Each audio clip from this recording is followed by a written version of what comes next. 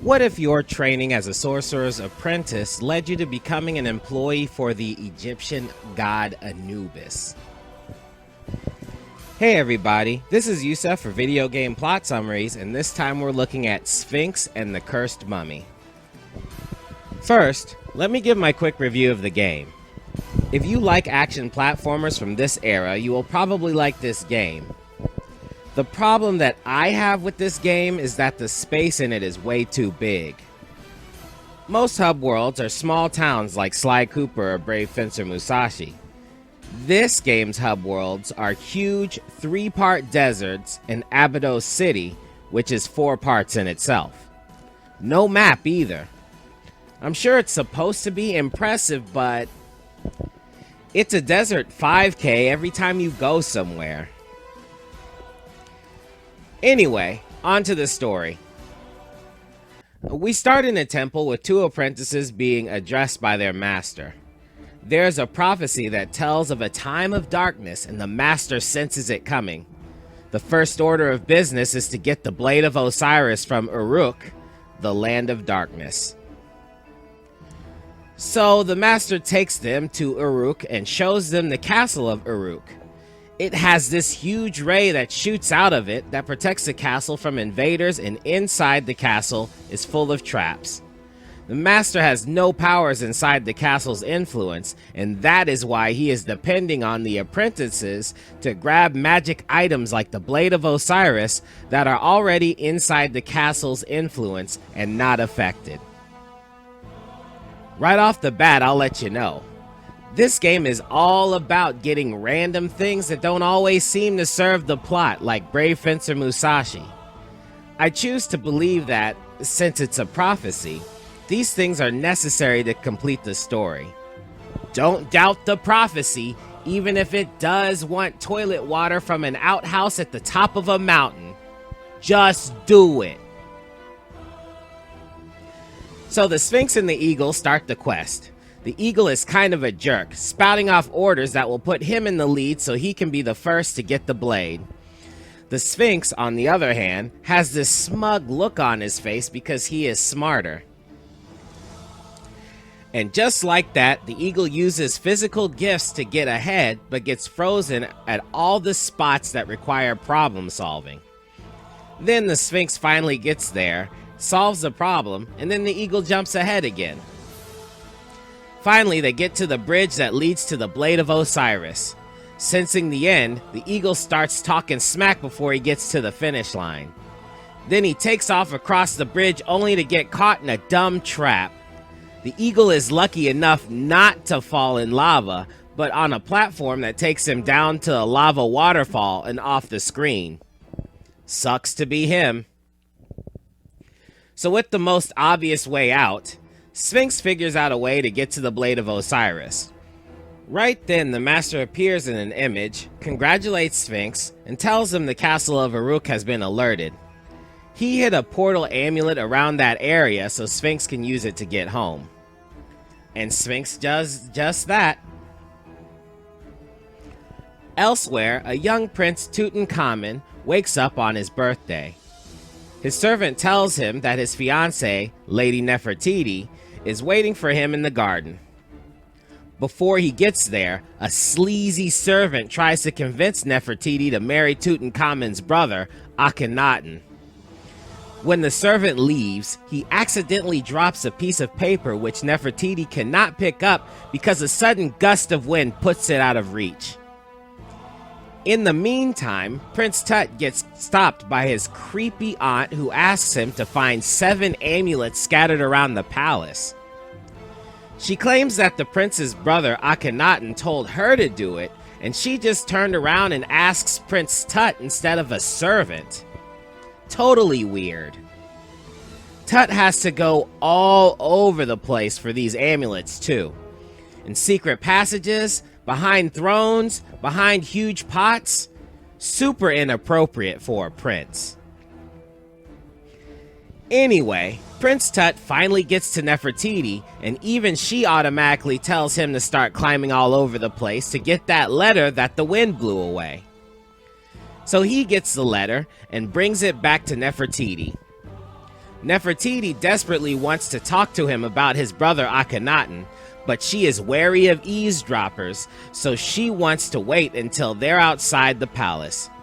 She tells him to be careful and takes her leave. While looking for the 7 amulets, Prince Tut accidentally finds a secret passage into Akhenaten's meeting room and catches a sleazy servant talking to Akhenaten himself. The servant is aware that he probably dropped that paper in front of Nefertiti. With this knowledge, Akhenaten options to speed up the plans. Apparently they have done something with the sarcophagi that are placed all over the palace. The sleazy servant leaves the spare key to the sarcophagi in the meeting room, and they both congratulate each other on coming up with a great surprise for Prince Tut. Which would be cool if they just said it without the maniacal laughter.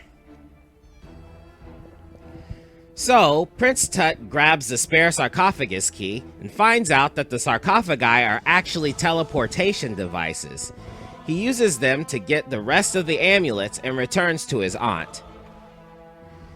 She is super happy that Tut got them and instructs him to take the amulets to the treasure room. Once he gets there, he finds that the treasure room has been robbed clean of everything except for one sarcophagus in the middle of the room. And Prince Tut already knows what's up and uses the key to open the sarcophagus and go inside, without telling the detectives there or any of the guards or anything. On the other side of the portal, Akhenaten is instructing his bandits to use the sarcophagi to bust into the palace during the party so that he can usurp the throne. But then Prince Tutankamen just comes waltzing through the sarcophagi like an idiot, and Akhenaten just abducts him then. Jeez. At around that same time, the amulet portal that Sphinx used brought him right inside the palace. In a few minutes, they have Prince Tut chained to a sacrificial table, and they are moaning spells and enchantments. A big ray shines on Prince Tut, and he starts to transform, all in front of the eyes of his crying fiancée, Nefertiti. She doesn't have a lot of options now.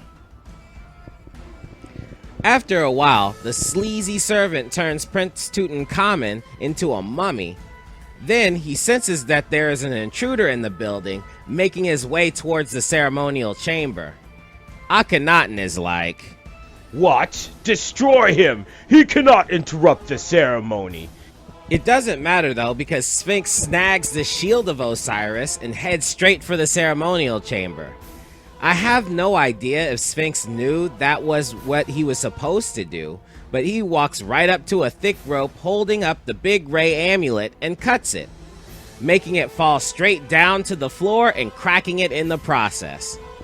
The sleazy servant points out Sphinx and starts to rant, but is interrupted by Akhenaten, who tells him to turn this stupid ray off before it explodes. Too late!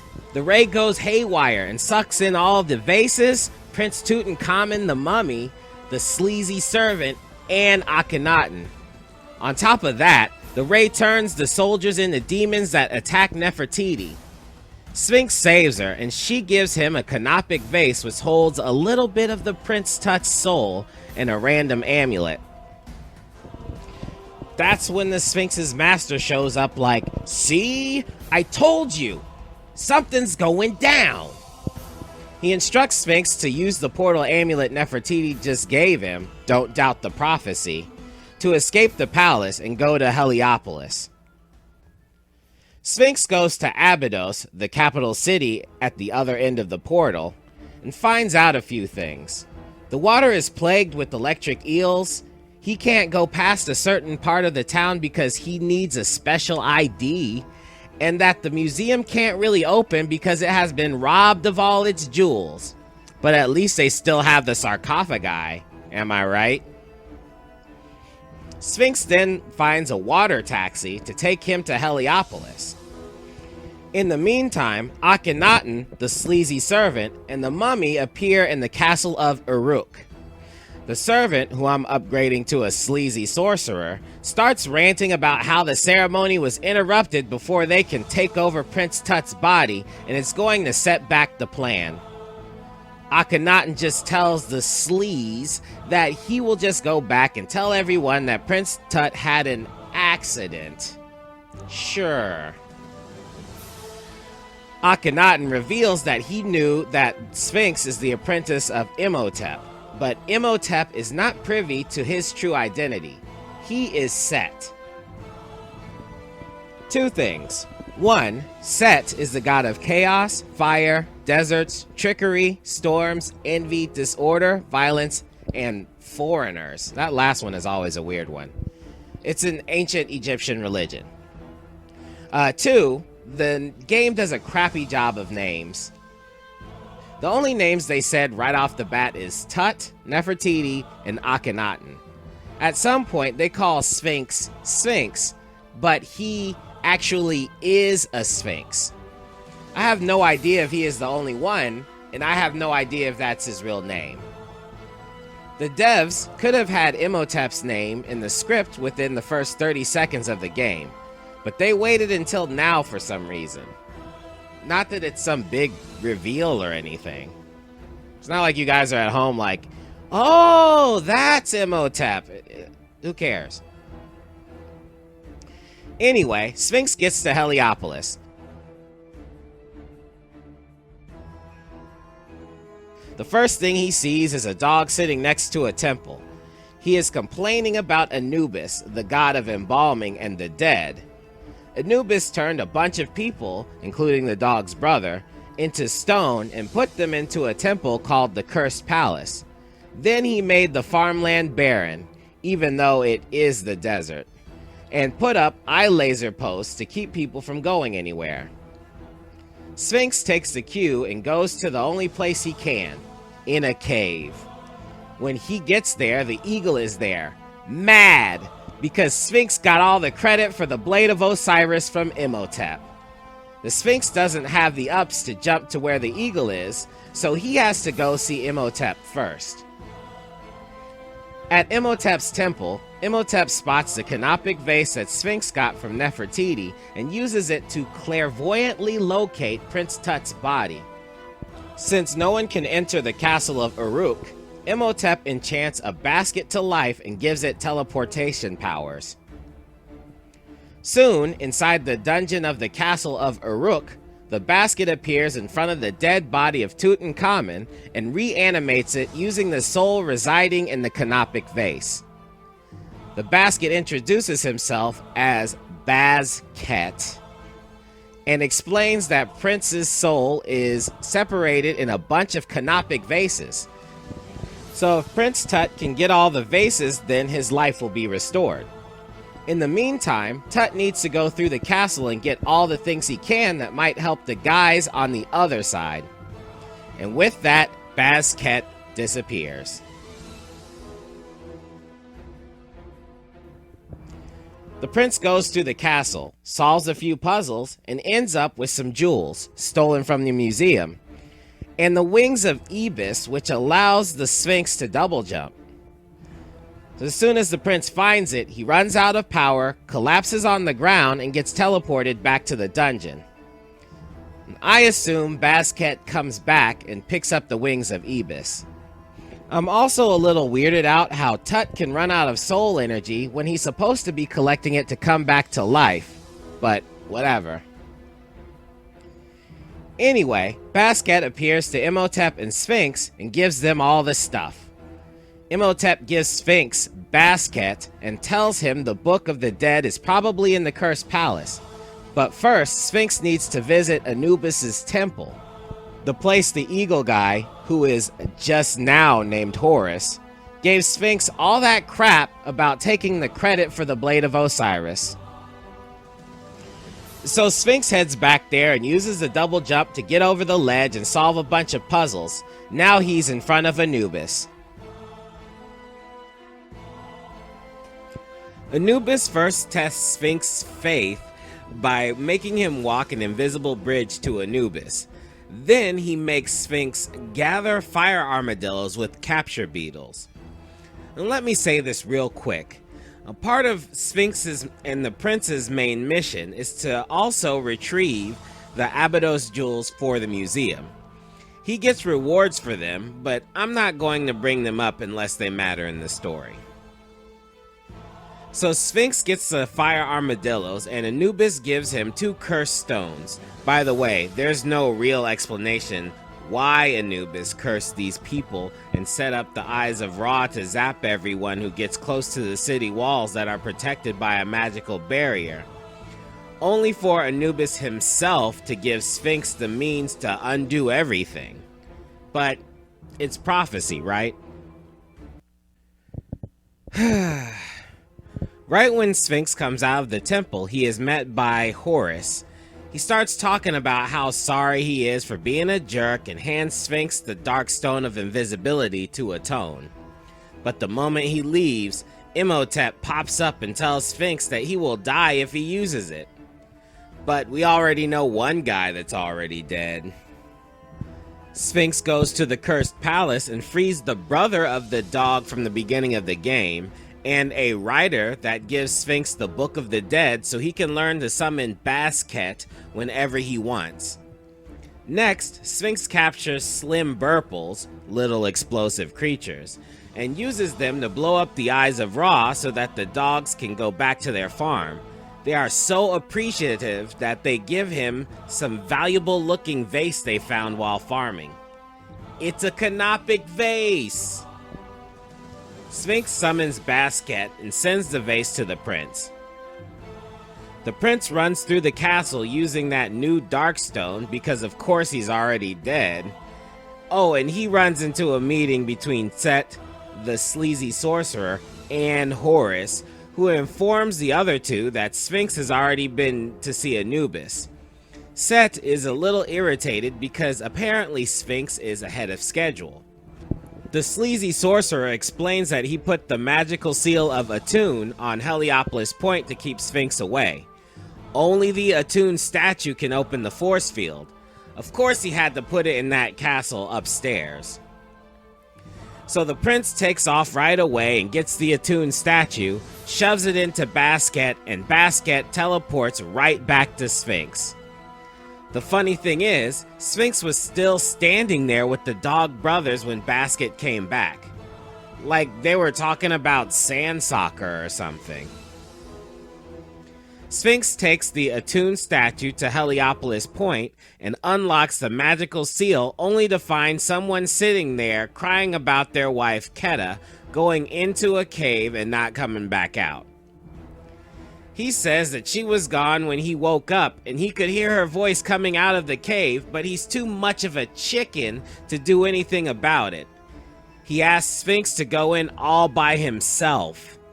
He's not even brave enough to go in with him. What a loser! He's like 7 inches taller than Sphinx. Get it together, dude. That's your wife. Sphinx goes into the cave and finds out that it is a huge temple. And I'm talking about huge temple. And Keta is way in the back of the temple in a cage. So that means she was kidnapped, but other than the bad guys Sphinx normally fights, there was nobody there to take credit for the kidnapping. Even when Sphinx actually frees Keta, she doesn't tell him how she got there or anything. She's just like, "Thanks. Take me home, please. My husband is a weepy punk, so we probably should get back quickly." Look, even in the next scene, she's just looking at her fingernails like she just gets kidnapped every friggin' day.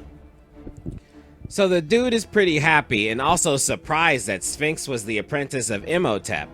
He relays the message that Imhotep would like to see Sphinx and gives him an Abydos pass. Now Sphinx can get past the guard in Abydos. He's got the ID. Imhotep tells Sphinx that Anubis wants to see him and gives him a portal amulet.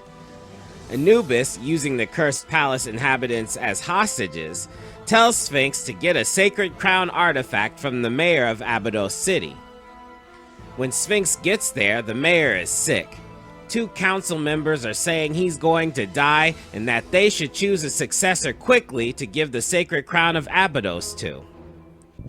Sphinx goes to the pharmacy guy, and the pharmacy guy says the 5 herbs needed to heal the mayor are around the city. However, they apparently need a medicine bag to keep them fresh.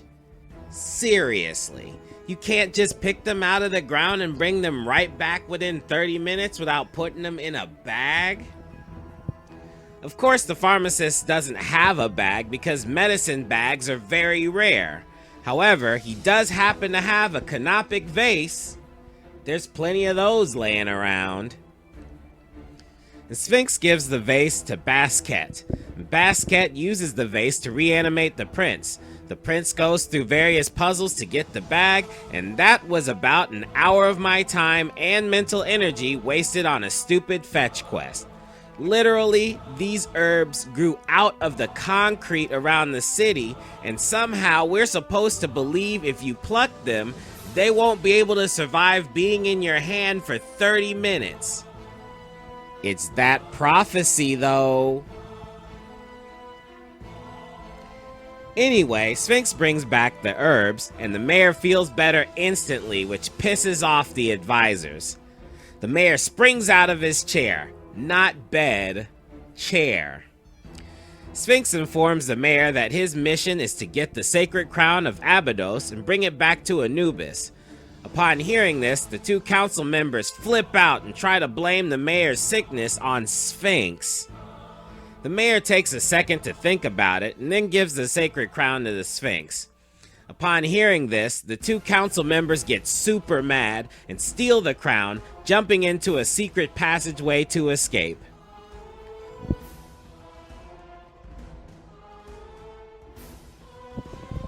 So Sphinx follows the two brothers down the passageway only to find them sitting at a dead end for some reason. Maybe they should have thought their escape plan out a little better.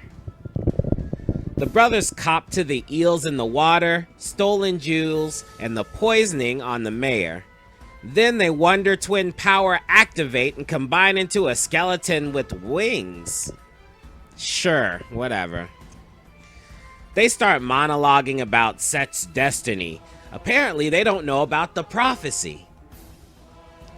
Sphinx beats their butt, and before they explode, they yell about controlling the power of Ra, which I don't quite get because Sphinx was just supposed to deliver the crown to Anubis and not use it for his own means.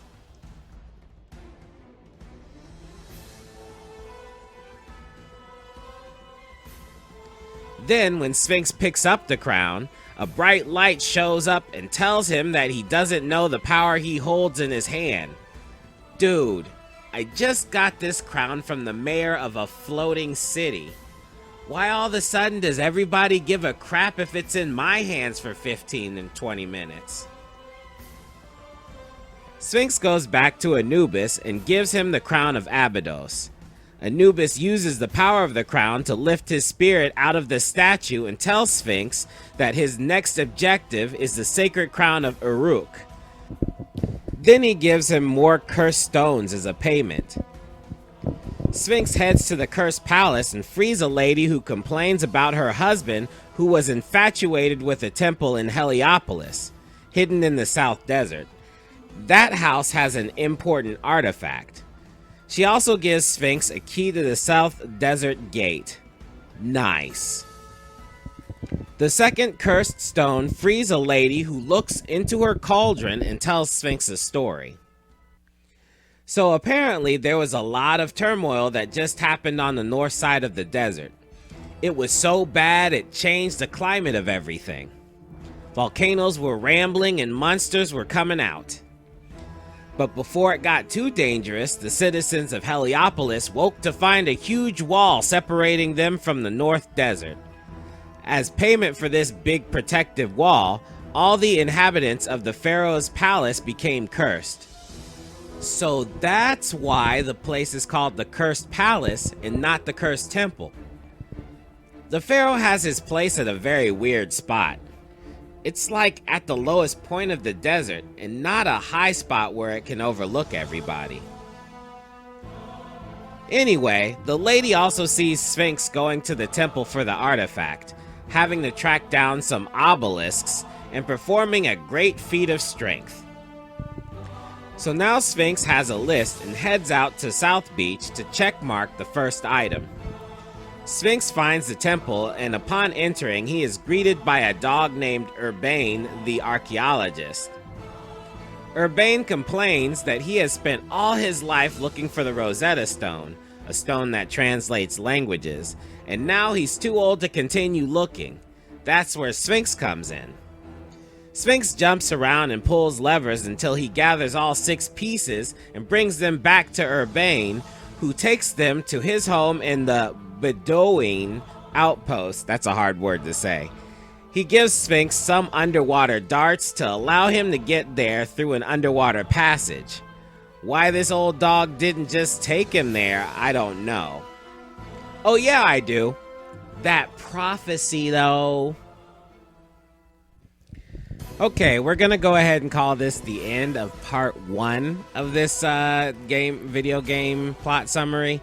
I'm sorry there isn't a bigger cliffhanger or whatever for me to end off of, you know, some sort of crazy twist where you figure out that the Sphinx had the power within him all along or some crap like that. But I'm sorry, this game isn't one of those nicely written story games, you know what I'm saying? But I mean, so far it's okay.